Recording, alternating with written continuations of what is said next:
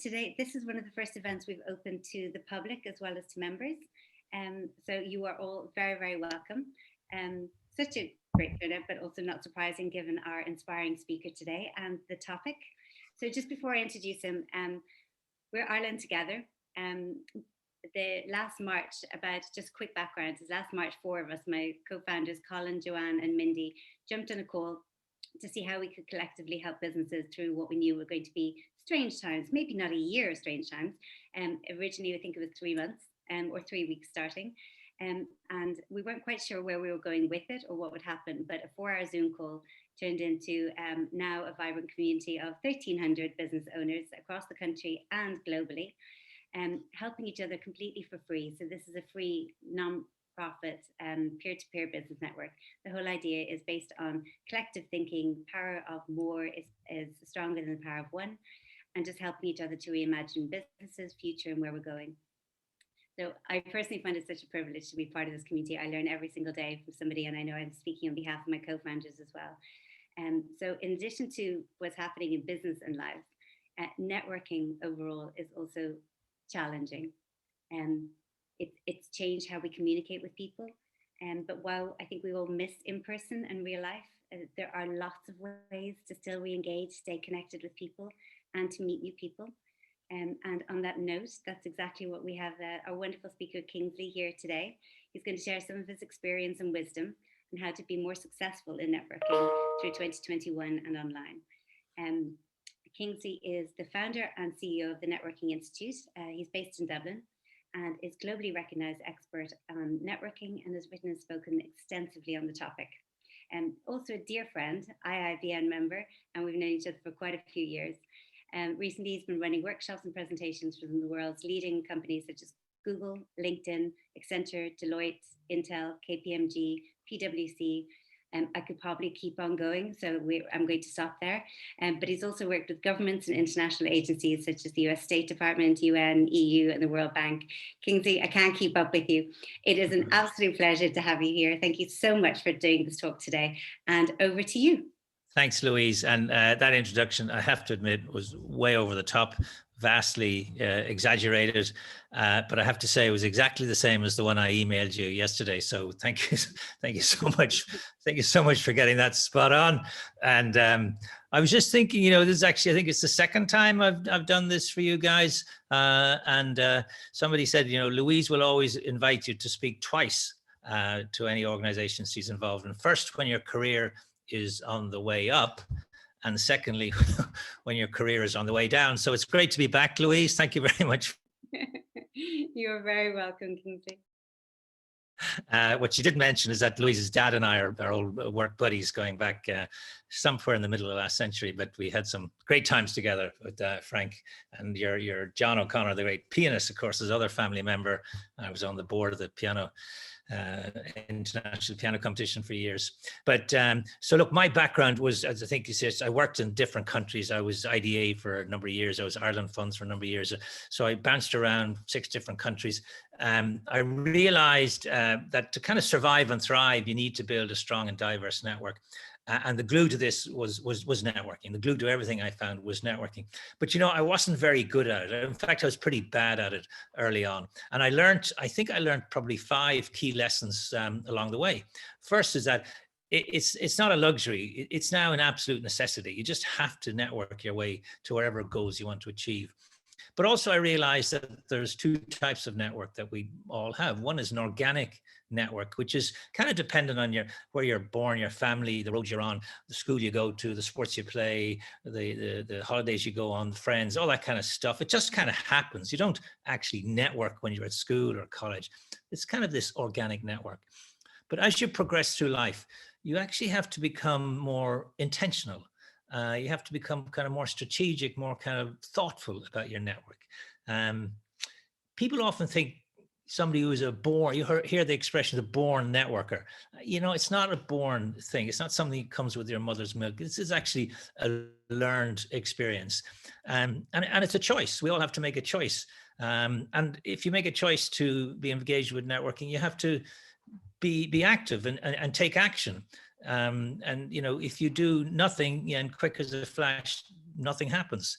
And it's a bit like, if you want to learn to swim, you don't do it reading a book. You actually have to dive in, I guess, and do this sort of stuff. And also I realized that there's a real plus to hanging around with good networkers. There's a cliche that says we are the average of the people we hang around with. Hang around with pessimistic people, guess what you become. Hang around with optimistic people, guess what you become. I also was a founder member of an organization called CASE, and CASE stands for Copy and Steal Everything. I figured out that, if you hang around people who are doing things well in a certain way, some of this might rub off and it could be useful. So I guess the other thing I learned is that one conversation, one introduction can change your life. And also, these things don't happen lying in bed or sitting at your desk. They happen when you're out and about. They happen when you break your routines. They happen when you talk to strangers. They happen when you put your talents on display. It's a bit like building your network. It's a bit like a bird building a nest with all sorts of bits and pieces and twine and string and leaves and twigs and everything like that. So what is networking? Well, networking is building long-term hearts and minds, sustainable relationships. We kind of all agree on that. But actually, not everybody buys into the second element of the definition, which is networking is all about giving, not getting. Many people think that they want to network because they need something for themselves. They need a job or they need a sale. And I'm actually saying the opposite. Networking is what can you do for other people? How can you give to individuals on a consistent basis, secure in the knowledge that it will all come back to you from the network in a collective basis? And so I think that that's kind of really important, this idea that you can put your network at the disposal of other people. In essence, it's about three things. It's about moving from being transaction-driven to being relationship-driven. It's about altering your behavior, and behavior change is pretty tough. We all know from trying to lose weight or give up alcohol or whatever the things are, it's hard. And it's about some very specific skills that we'll kind of try and get to. I think during this COVID period, there are really sort of two big questions hanging over us. One of them is that we have to ask ourselves, is my network good enough for where I want to be in the next few years? And the second one is, what do I need to do now to get myself ready for this kind of post-COVID world that we'll be entering into? I actually read this report yesterday, which McKinsey have put out this report on the future of work after COVID. And so more and more you're hearing these sorts of companies talking about the post-COVID period. And one of the things that this report says is that 100 million people in 8 different countries of the major economies of the world are going to have to change their work. They're going to have to find new jobs. It's a big number of people. And so what we're going to see is a lot of turbulence and disruption, but also opportunity. Companies are going to reconfigure their staff structures. Individuals are going to have to reconsider their kind of career options. So the objectives of this fairly brief session today, and this is a sort of a 3-hour session concertinaed into 35 minutes or so, according to Louise. So it's probably block my screen if I go any further. Is that it's really important you put this front and center of your personal and your professional careers.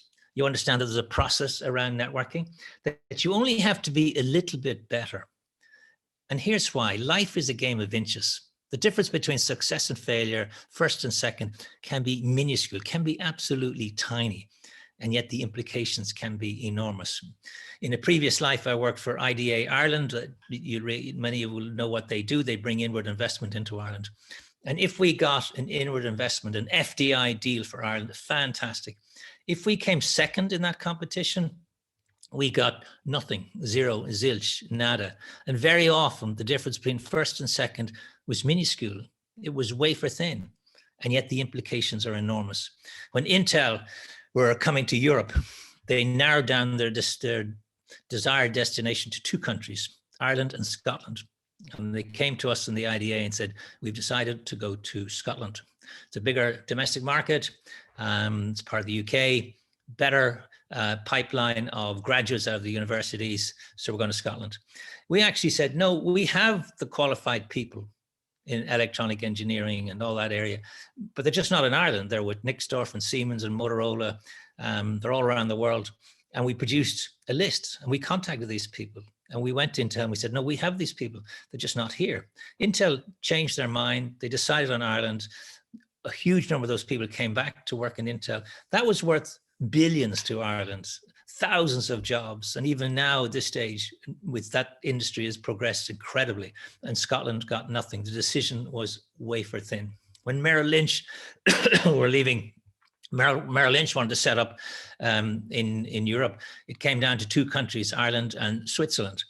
And Dan Tully was the CEO of Merrill Lynch, and he was on the board of the American Ireland Fund, so I got to know him. And I remember asking him, after this decision had been made, how come Ireland won that decision and not Switzerland? And he kind of smiled at me and he said, you know, the funny thing is, he said, there are no Tullys in the Zurich telephone directory.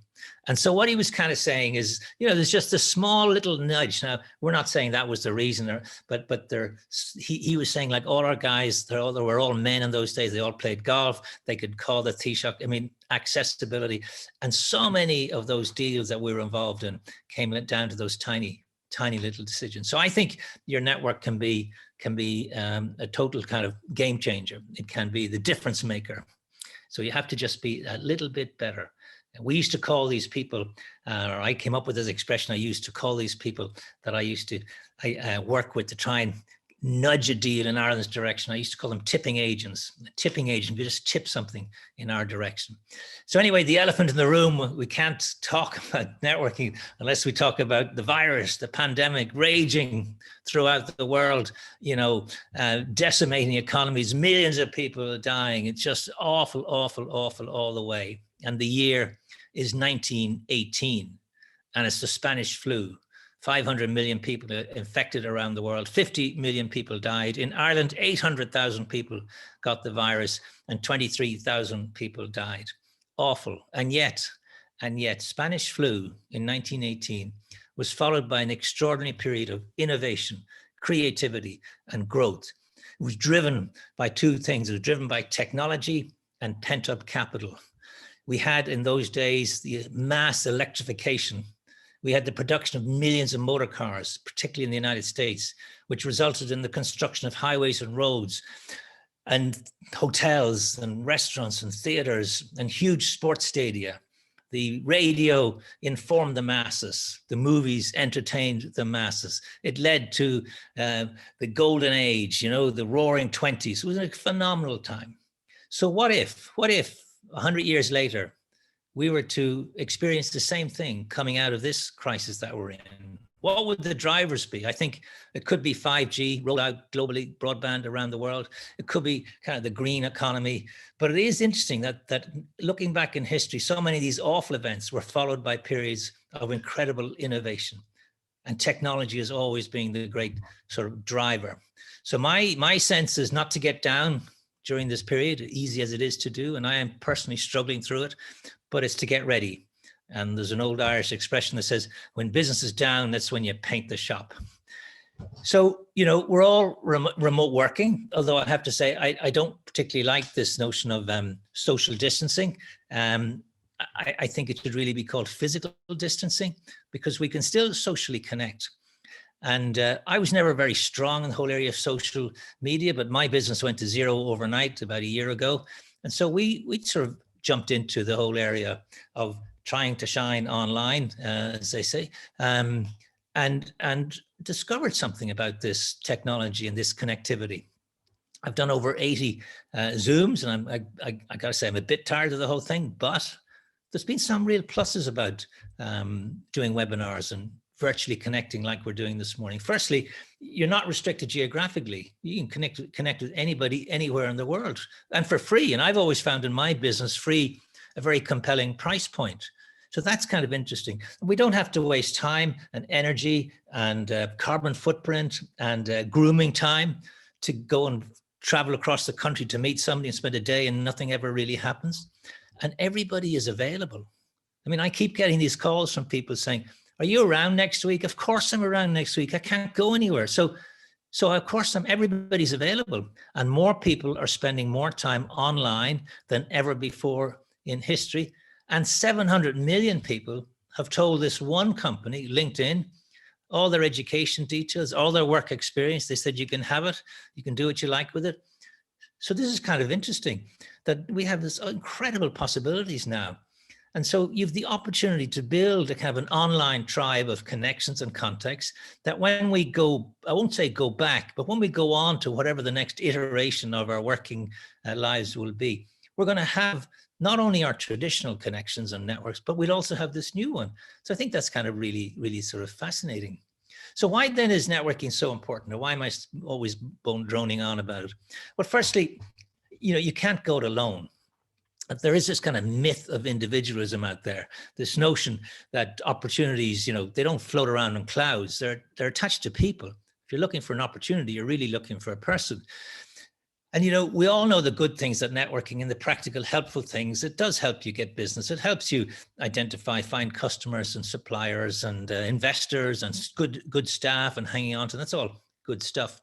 But all the research shows that people who have strong and diverse networks live longer, are stronger mentally and physically, earn more money, and are happier. I like all of those. And also another thing, networking is the great antidote to one of the really big problems of our time, which I believe is loneliness. So your network can be a real antidote to loneliness. Your network is a way to escape your silo. We're also siloed and working hard at work, so we need to poke our heads above the parapet. It'll be your network that will get you out of your silo. And there's a concept called homophily, and homophily is fancy kind of Greek word, meaning the tendency we all have to hang around with people just like us. This kind of birds of a feather flock together. So homophily is an interesting topic, particularly in all our countries. But living in Ireland today is interesting because when I used to call it male, pale, and stale, it was not a very sophisticated, not a very international cosmopolitan society. But think of these statistics. 14% of the US were not born in the US. In Ireland, it's 17%. In Dublin, it's 25%. But of the working age population of Dublin, it's 33%. So 33% of the people walking around these streets of Dublin were not even born in this country. But here's the question. Does your network reflect the diversity of the economy you operate in, the society you live in? And for most people, the answer is no. Your network is the way you're going to get your next job. 80% of good jobs are not advertised.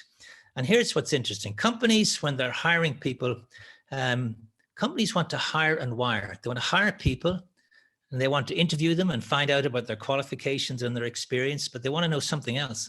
They want to know who they know, because we live in a world where it's not what you know, it's not even who you know, but who knows you. And you won't build a strong and diverse network unless you get over doing something that we all struggle with, and that's talking to strangers. And when you think about it, what is it we teach our kids from a very young age? We say, don't talk to strangers. But intriguingly, our kids are at more danger, statistically, from friends and family than they are from strangers. And yet we have to find a way, because we won't build diversity in our network if we only talk to people that we know. So there's that issue of homophily. That idea of, when you think about it, everybody in your life outside of your mom and pop and your brothers and sisters were at one stage a stranger. Something happened and they became your partner or became somebody you worked with or a buddy for life. But that's what happened. So we have to make sure that we do work on this kind of stuff because, careers are totally different now. I've got millennial kids and they're going to have 15 or 20 different jobs. My dad left school at 14, joined a company, left that company age 77, just a quick 63 years in one company. So having worked in the different places around the world, I realized that great networkers have certain characteristics in common, irrespective nearly of the culture and the country in which they operate in. Firstly, they work hard at it. They're humble. They don't keep score. They don't say, hey, Louise, I did you a favor a few weeks ago. You owe me one. They kind of don't think like that. They're confident it works, even if they can't explain how it works. They think like farmers who plants a seed in spring, waters, nurtures, and is confident that there will be a harvest in the fall or in the autumn. They know that their network is an organic thing, that if you don't look after it and tender it and water it and nurture it, it will wither and it will die. They're curious. They ask questions. They ask great questions.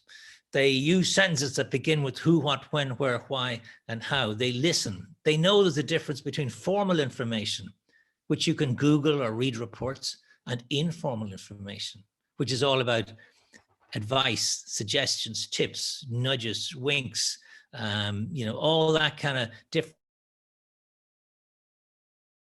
that give you competitive advantage and allow you often to make that kind of decision. They believe in the power of referrals. Referrals are like having a passport at a border. They have strong peripheral vision. They've got a sense of visibility, of becoming known. You know, we often say known, not famous. They don't have to become a Kardashian, but people have to know who they are. They believe in the power of weak connections. And your weak connections can often be more important than your strong connections, because your weak connections will kind of bridge you into all sorts of different people in different places. And so that becomes an important thing. And they also have a sense of being high tech. They understand the power of technology, but they're also high touch. They understand the power of empathy, of understanding, of interpersonal connectivity. And we live in this world where I think, you know, we're migrating so heavily towards tech all the time that we often lose out on the essential kind of soft skills. And if you listen to what the World Economic Forum is saying, what Google, what LinkedIn, all these major companies, McKinsey, Accenture, they're all saying your soft skills are going to become more important in the future than hard skills. Not to diminish hard skills in any way, but your soft skills will allow you to optimize your hard skills. So anyway, they're the characteristics. There is, I have to admit straight off, serious problems with networking. I mean, first of all, just the word. I mean, the word conjures up images of really sleazy, slimy individuals late at night, flicking out business cards in a bar as fast as they can. I mean, you wake up in the morning, you find Louise's business card in the turn up of your trousers. Where did that come from? I mean, that's the kind of image that's out there. I mean, networking stinks. It even sounds insincere, inauthentic, and perhaps even a bit dirty. Actually, interestingly enough, the word network, you know, to have a good network, that sounds pretty good, pretty positive. But anyway, that's one of the struggles with the word. Another problem is that it's not taught at school or college. Companies don't have strategies for networking. It's not a KPI. It doesn't show up in the recruitment process. We tend to mix up networking and sociability. We tend to think the most sociable person is by definition the best networker. But actually, it's interesting. Introverts can be better at networking than extroverts, which sounds counterintuitive, but the reason is because they ask questions, they listen, they do it with decency and authenticity, as opposed to that extrovert who's looking over your shoulder to find somebody more interesting to talk to and wants to talk about themselves all the time.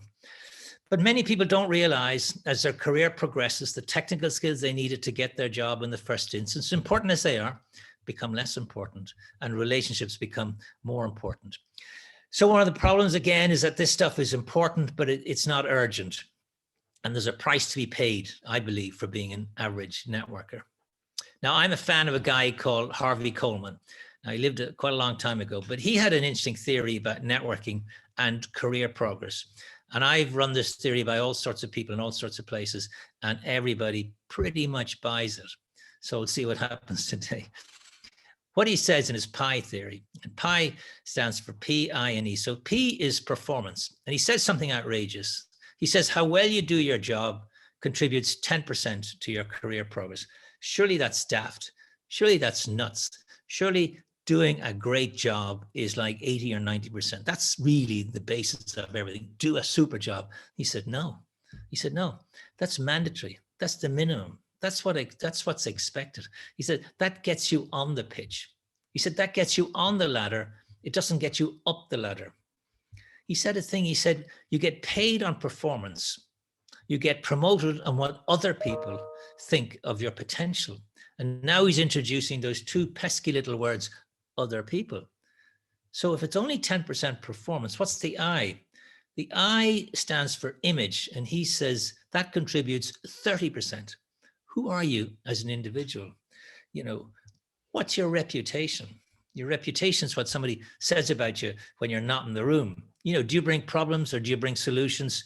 Can people, when they look at you, can they see you at another level? Do you have the sort of strong vocal executive presence? How do you kind of come across as an individual? So that's now 30%. So that leaves 60% of his PI theory for career progress. Depends on E. And E is exposure. Who's seen you in action? Who's seen you perform? Who's seen you speak publicly? Who's seen you in meeting? What's your bosses think of you? What's your boss's boss think of you? What are you known for? What are you known for within the organization? What are you known for outside of the organization? What would you be a go-to person for? Are you getting the right kind of positive exposure to the right sort of people? And, do you look like somebody who could take future leadership decisions? Do you over deliver in everything you do? So this is kind of fascinating because it turns on its head the piece of advice I got, and maybe some of you got it starting out in my career from my parents, which was the classic, which is work hard, keep your head down, and keep out of trouble. Really shitty career advice when I think about it.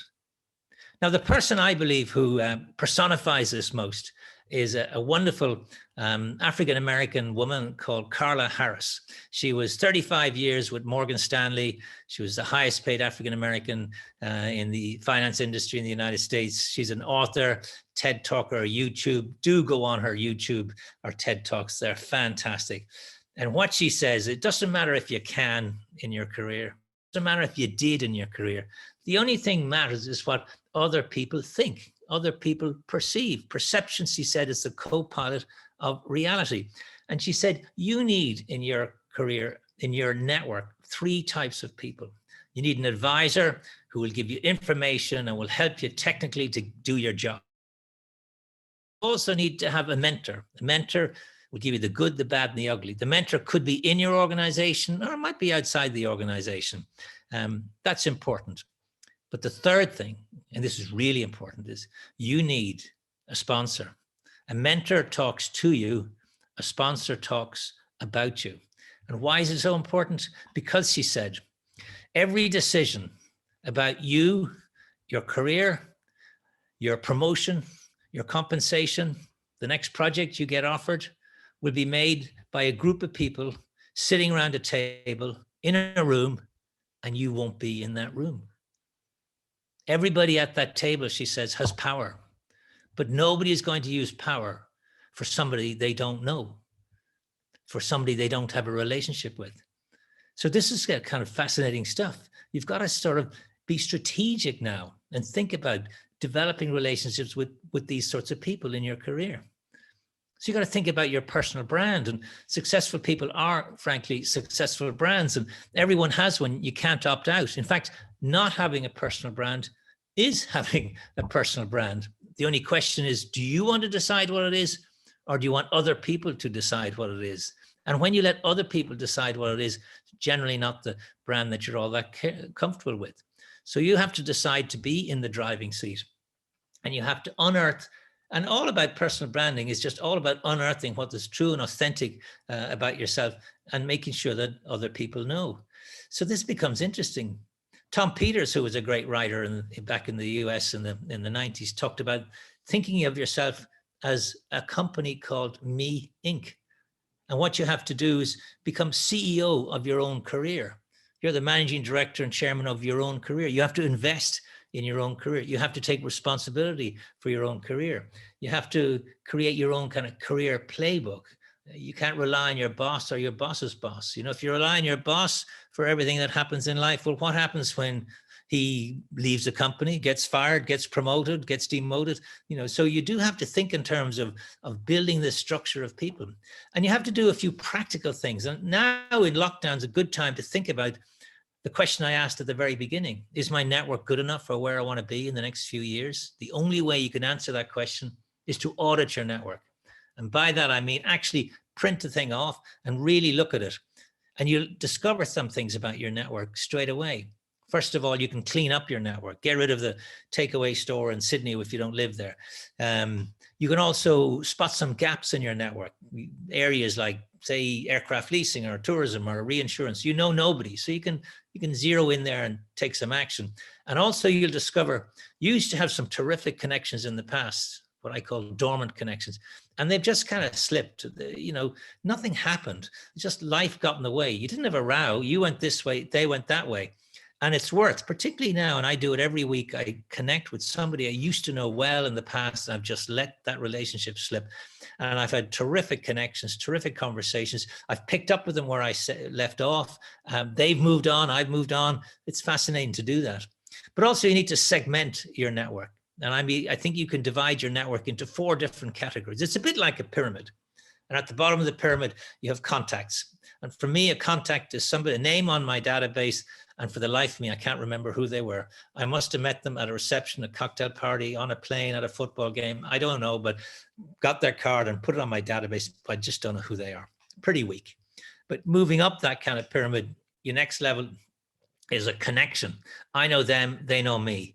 If I call them, they'd know who I was, and vice versa. There's an element of familiarity. That's much better. And then moving up again, it's a relationship. I know them, they know me. We're doing business together. We like each other, and we trust each other. I mean, in a world where trust is at its lowest level ever in history, according to Edelman, who do the annual trust survey, that's a real plus, a real bonus, having a strong, trusted relationship. And then at the very top of the pyramid, I call it a friend. I have friends who are friends. I work with people who are friends, and I don't have many in this category, because my definition of this category is somebody you could call on their cell phone on a Sunday afternoon. So I'm going to finish with just suggesting two, I mentioned that this thing about having a couple of skills which are really important. The one I really find fascinating, I call funnels of serendipity, how random chance can change your life. I mean, some people think random chance or serendipity is like a bolt of lightning from the blue, or like winning the lottery. I actually think it's more like a gentle wind that's always at your back. And that by doing certain things, going certain places, hanging out with certain people, you increase the possibility, the probability of luck entering your life. So part of this is kind of an attitudinal thing. It doesn't happen when you're lying in bed or sitting at your desk, but it does happen when you're in motion, out and about, putting your talents on display, changing your routines, talking to strangers, seeking out unlike-minded people, speaking publicly, building a reputation, developing your online identity. All of these things come together to give you an opportunity to increase the possibility of luck happening. And then the other skill, I think, which is the number one skill in networking, is to be a great listener, to be a world-class listener. We live in a world where nobody listens. The only reason people listen is to prepare what they're going to say next. But the reality is you learn nothing when you're speaking. When you're speaking, you're only telling people what you already know or just recently read. Whereas you learn everything when you're listening. So now you have to see listening as a form of activity. You have to think that to be a good conversationalist, you actually have to say very, very little. Dale Carnegie, who wrote the great book about, how to win friends and influence people, said a really good question beats a really good comment. To be interesting, he said, be interested. He said, when you talk about yourself, people think you're a bore. When you let other people talk about themselves, they think you're a great conversationalist. So this notion of listening with your eyes, speaking with your ears, of looking out for body language, it's what people don't say is very often more important than what they do say. So look, I leave you with this notion that in every occasion you meet anybody, think of three really simple questions to kind of have in the back of your head. The first would be, what can I do for you? Rather than the other way around. So what can I do for you? A very powerful and generous question to ask. The second one is, if you were me, what would you do? In other words, you're paying respect and deference to somebody's ability and wisdom and experience, and you're asking them for a piece of advice, which is free, and you're listening, which is, of course, that great skill that I referred to. And these two questions segue into the gold dust question. The gold dust question in networking is really, who do you know who works in reinsurance, lives in Bristol, is involved with aircraft, aviation, or leasing? So what you're kind of really saying is, are you willing to put your reputation on the line? And do you trust me enough that you will make an introduction from me? So the summary of this, and perhaps the last half an hour, is really the following. Can you replace cold calls with hot coffees? So I've just gone a little bit over time there, Louise, but I'll stop there and let you take it over. Kingsley, I could listen to you all day, and with the comments coming in the chat, I think everyone else could too. So honestly, brilliant. You actually had me a little bit worried there. You forgot to mention moments of serendipity until almost the end. It's one thing that I quoted from you a lot, is those moments of serendipity, which a lot of us are missing. With the water cooler, with bumping into people, the way we're doing it. So how do we create those moments of serendipity? So I'm going to remove the spotlight and let everybody, if you want to go to gallery view, and so we can all see each other, because the one thing about Ireland Together is the collective thinking and everyone sharing their thoughts and ideas. We try not to do webinars or speaking at people, but speaking with each other.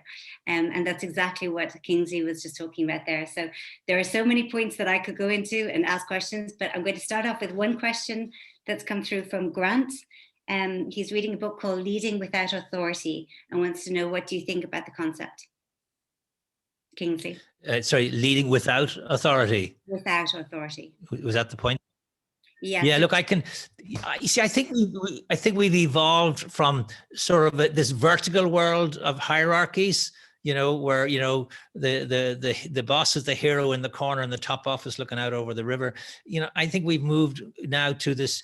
Life is all about teams of teams. It's about circles rather than pyramids. But for centuries, we've had this slightly army style kind of pyramid kind of structure. And that's just being shattered. And I think that, that's leaders now just can't bark orders from the top floor. I mean, leaders have to see and be seen and do. And I think, and listening to my youngsters as well here, companies now have to show a greater sense of purpose. Coming out of COVID, who do we respect more, frontline workers or hedge fund dealers? And I think when you had the Business Council in the US, which is the great business capitalist organization, saying that the purpose of companies is actually to look after their stakeholders, which involves customers, employees, it involves the consumer, it involves the environment. I mean, that's a fascinating shift from, the old Milton Friedman days of the purpose of business is business. So I do think there's a bit of a sea change that COVID has accelerated and will play into what Grant's just talking about there in terms of leadership. I agree. I think this completely changed. We have one other question from Peter. So for your many years of working with entrepreneurs and in your own work, do you think it can be taught and learned? I'm sure that it's a combination of both. I think that I think experience is helpful, just being in lots of different places with lots of different people and seeing other people do things. I think back to my case theory, copy and steal everything. So when we set up the Ireland funds, we didn't come up with that concept. We watched what the Jewish community in the United States did for Israel. And in fact, it's very funny. Tony O'Reilly was the guy who set it up with Dan Rooney, the Pittsburgh Steelers owner. And at our first dinner in New York. And I love the notion that nobody started a large organization. And when you think Apple Computer started in a garage, Hewlett Packard in a shed, the Ireland Fund's first dinner in New York was so unsuccessful. The only reason we had a second dinner a year later was to pay for the first dinner we had. And it was a total and utter disaster. And on that night, I'd always remember Tony O'Reilly got up and we had a slogan. We had this fancy slogan for the organization, and it was going to be peace, culture, charity. And he said, we're going to change it to look Irish, dress British, think Yiddish. If you get those three things in a row, you'd be onto something. Now that's $700 million ago, and I love the notion that nobody started a large organization. I mean, Ryanair started with one plane and 18 passengers. You Pieta House that a few dozen people went for a walk. Men's Shed started with one and there's 450 now. And that's just life. Look at the Stripe Boys, what they've done with the guys, the Collison brothers. I just think it's a fascinating notion. In fact, if I said to you, Louise, 10 years ago, I'm in my Uber on my iPhone booking an Airbnb in Dublin, the only word you would have understood would be the word Dublin, because those three other things didn't exist. So now we have to ask ourselves, what are the things that our kids will be talking about 10 years from now that we don't even have a bull's notion what it is now, but that's going to happen. So true. So I'm going to open it up. Does anybody have a question they want to share openly here? I mean, you can feel free to type it, but unmute yourself if you want to speak. I'm going through 4 pages at a time here, so of beautiful faces. So I might miss if your hand is up.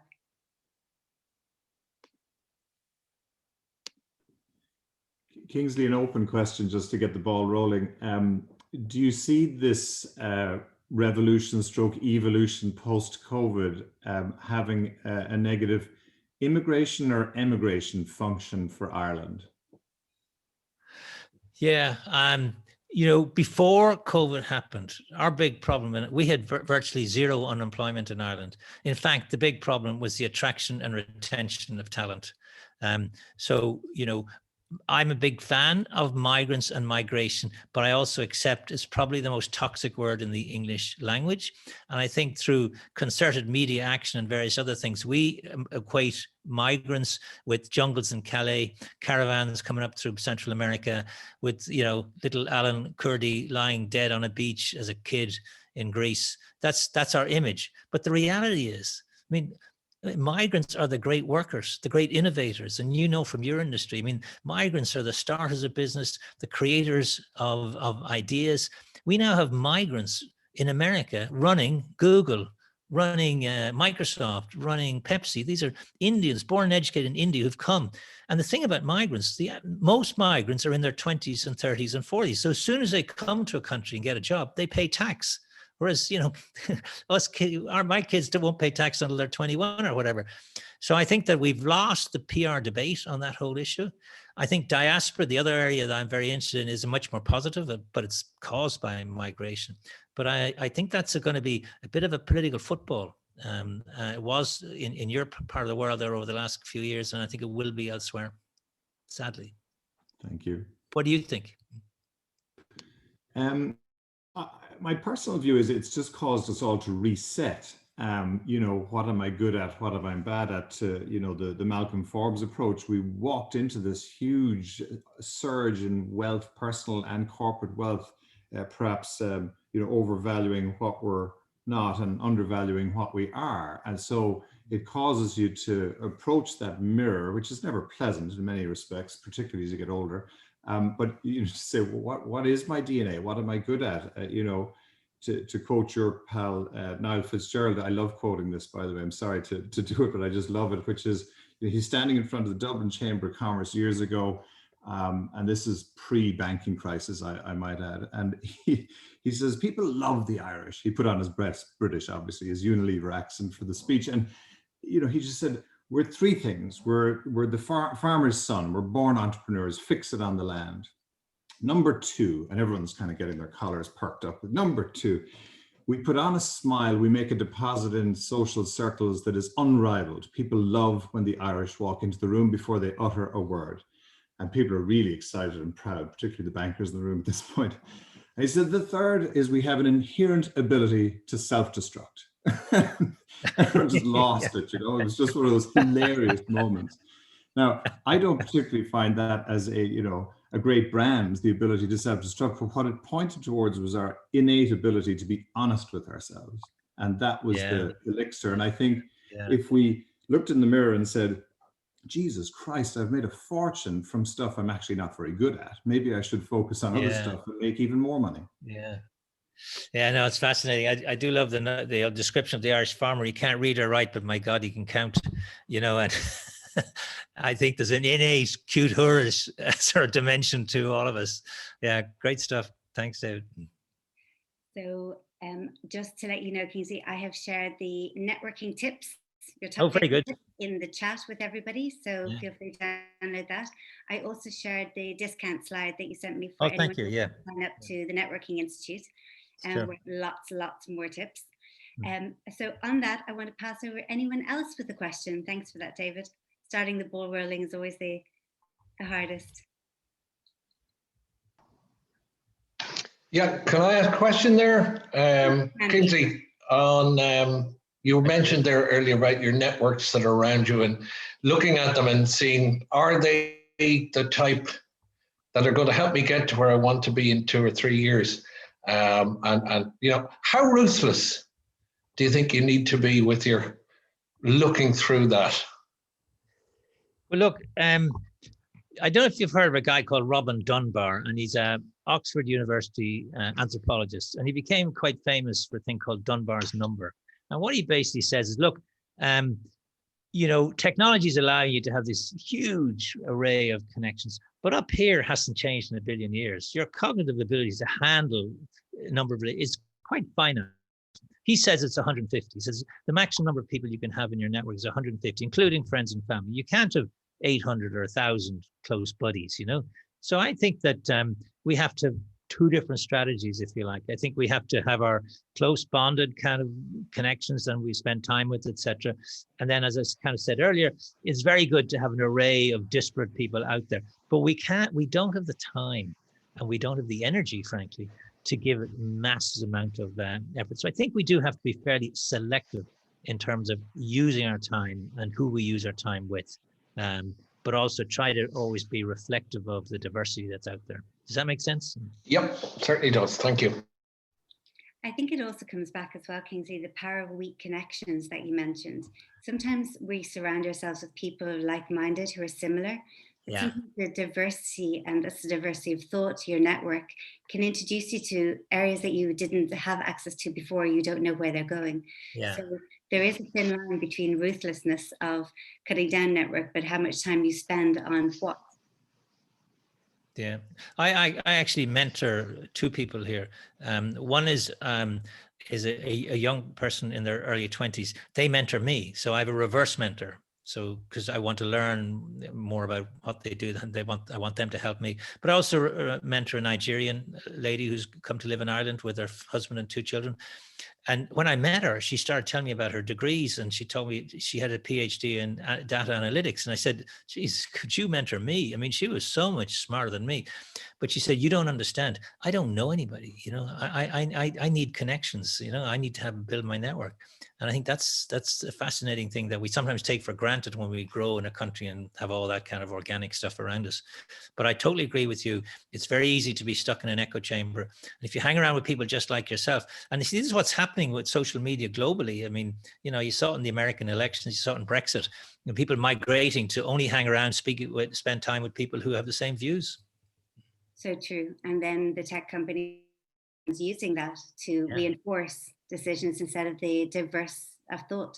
Yeah, but I do agree in terms of networks. I mean, people who are good at it, as you, we work hard at.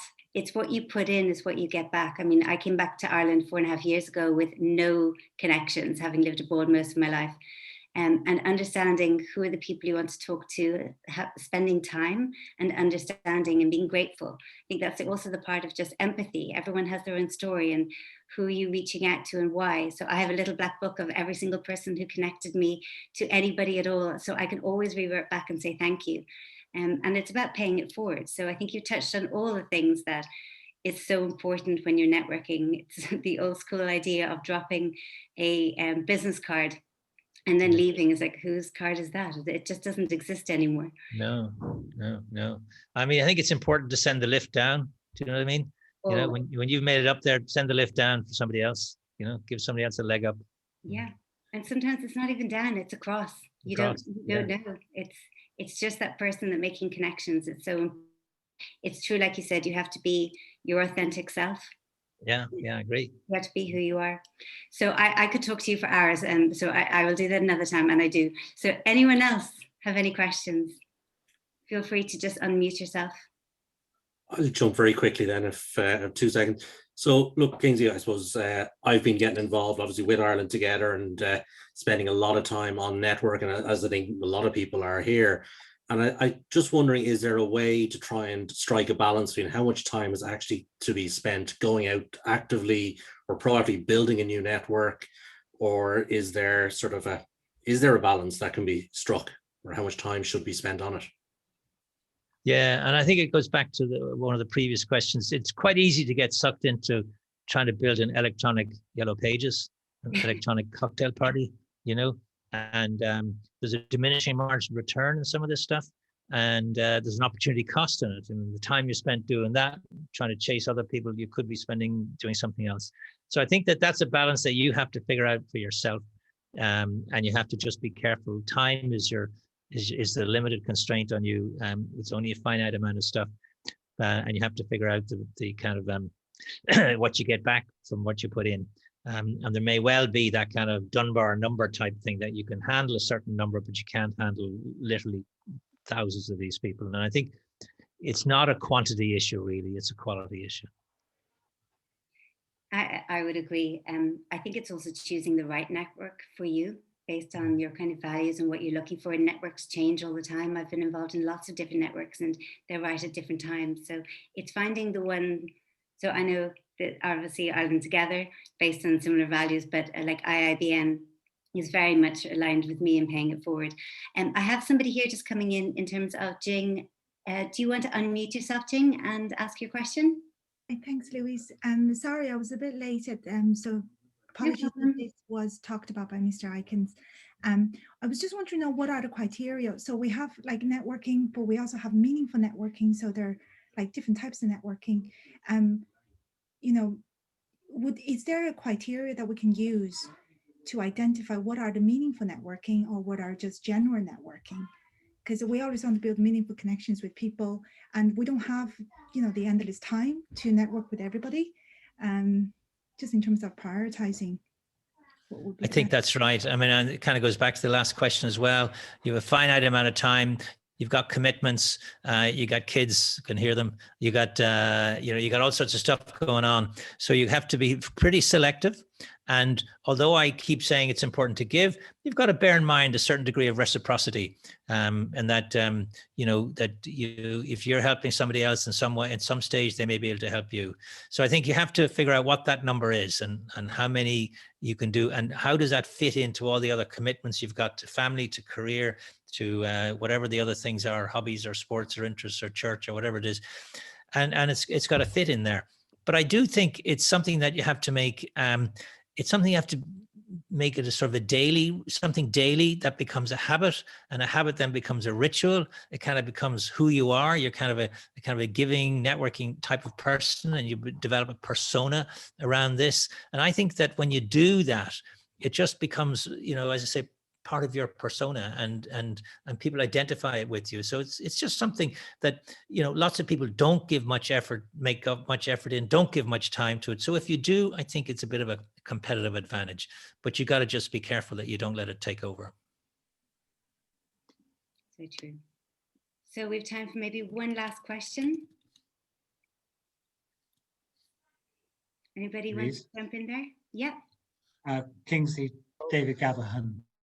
I'm Hi, not David. sure sitting in your category, but could you just tell us about the beautiful painting behind you? My wife tells me it matches my hair. So it's a bay, a little harbor, but no, it's a little bay just north of Sydney Harbour in Australia. So I did a chunk of time out there, and have various bits and pieces around the house that I picked up in those days. And it's fresh and it's sunny, and it's all the things we haven't had for the last few months. So I always find it cheers me up and adds a bit of, but my wife said it sort of offsets the hair a little bit. Yeah. I think it goes well with the fireplace. Yes. Yeah. So thank you for that, David. That's a good way to end, I think. Yeah. Kingsley, just briefly, with this change we're about to go through, and I know you're very involved with academic institutions, there has been, certainly in the States here, there's an explosion in micro-accreditation. What for the Networking Institute and people of that ilk to be heavily involved in micro-accreditation, is that something that's in your purview? Do you intend to monetize your skills, you yourself or with others? Perhaps I've missed something on your website, but I'd be intrigued to see networking being micro-accredited. I think it's first and foremost perfect for the Irish environment, I might add, because we're good at it. But what say you with regard to micro-accreditation and the networking discipline? Well, I think the third level education structure is in for a pretty tough couple of decades. Now, I don't think the great brand names will struggle that much. I think, the Ivy League, the Yales and the Harvards will always have demand because it'll be international. But and I think the institutions in Ireland have a good reputation for it. But you go down a notch, and I think they'll be in real difficulty. And at the lower level, you have community colleges, which are quite cheap, inexpensive. But some of these colleges are 50, 60, 70,000 a year. They're 4-year courses. I'm not sure that model is sustainable. I'm not sure it's that beneficial. So I think you're going to see that that picked away by suppliers who are offering micro accreditation, etc. You do 4 years of these courses, then what you have to do, you have to do a master's, you know. And I'm not sure even, I mean, I've talked to many employers who will say that the products coming out of third level institutions today are not fit for purpose. I actually did 2 days teaching in the National University of Singapore a couple of years ago. That's NUS, it's the #1 university in Asia, number 20 in the world. It's an amazing institution, but they've set up a new center in there. It's called the Center for Future Ready Graduates. Don't you love the title? Because what they're saying is the kids coming out of this institution are left side of the brain kids. They're deductive, they're analytical, they're fantastic at that and completely crap at purpose, meaning, empathy, and all those soft skills. So I'm actually in discussion with Trinity about getting the soft skills teaching and training within the institution. They're all looking at this space. In terms of your other question, and without trying to blow our trumpet, we actually produced, and Louise has helped us, a pitch deck to take what we're training to a global audience, because we're just finding an incredible receptivity to it, an intrigue and interest from it. And corporates are saying, you know, we have these really bright, fantastic kids in here, but they're really weak in soft skills. And I actually think we're paying a bit of a price, and I see it in my own kids, for allowing children to spend their entire younger years on devices, on machines, on computers, on screens. And, you know, when you think back to your life, David, were the best things that happened in your life, did they happen to you in front of a screen or with other people? No question. I got on a plane in September '94 and I emigrated to Australia. Didn't know anyone, didn't know the stockbroking business. I met you there in Sydney years later at a function with McCarville, I think was the guy from... Patrick McCarville. Yeah. That's right. And, you know, and now I've spent 6 years in the States, and I said to my wife recently, we're just starting another adventure shortly. And I said, that's the game. Make it another chapter, because like you said, we're drawn to hang out with people like us, yet opposites attract. How do we explain that oxymoron? It's people who emigrate and hang out with Irish people, I feel, have wasted a plane ticket. Yeah, no, very interesting notion. And we, you know, I think we do have certain skills, Irish people. I think we are sociable. I mean, I think we touch it off with the occasional dose of total insincerity, you know, which is wonderful. You know, as Tony O'Reilly used to say, the most important thing in business is sincerity. He says, once you can fake that, you got it made. So you know, I think there's a touch of that. But you know, I do think we tend, you know, it's quite interesting, because when I was in Sydney, I started a thing called the Lansdowne Club, which became a very large organization, but it was just 2 of us to start, then 5, then 15, and then this thing about not starting a large organization. But there's no equivalent for the Germans or the English, or, you know, but there's something about the Irish, and who do, you know, seek each other out, do help each other out. And I think I agree, it's no use going all the way that far and then just hanging around with fellow paddies. At the same time, you know, you can mutually, you know, you're taking on the world together, and it's quite exciting. It is. Great points. And thank you for your input. I've taken 7 pages of notes here, which is more than I've taken all week. Yeah. I've done so there might be a market there. You know any investors, David? I'm looking for them. Oh, we'll take that offline, Kingsley, just so we can retire easily. Thanks, David. We're about to finish up, but I just see one hand up from Olga. If you want to unmute yourself quickly before we finish up. Hello, thank you, Kingsley, very much. Sorry, you cannot see my picture. Let me try if I can. Okay.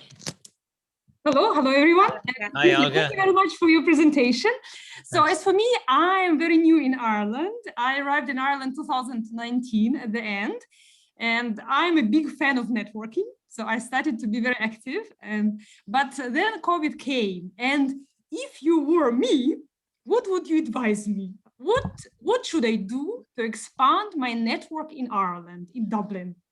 Well, firstly, thank you, Olga, and thank you for choosing Ireland. It's it's a benefit to us, so we welcome you. We hope things work out well for you here, because 10 million people left this island in history. 10 million people left Ireland, and were made, by and large, all around the world, were made very welcome. So I believe we truly have to welcome other people to our country. But Olga, I think the only opportunity you can do now is to develop, I said, now is the time to shine online. So develop develop an online presence. Get to know, what country are you from? Are you from Russia? Or? I'm from Russia, yes, but the last 18 years I was living in China. In China. So you have an enormous amount to offer.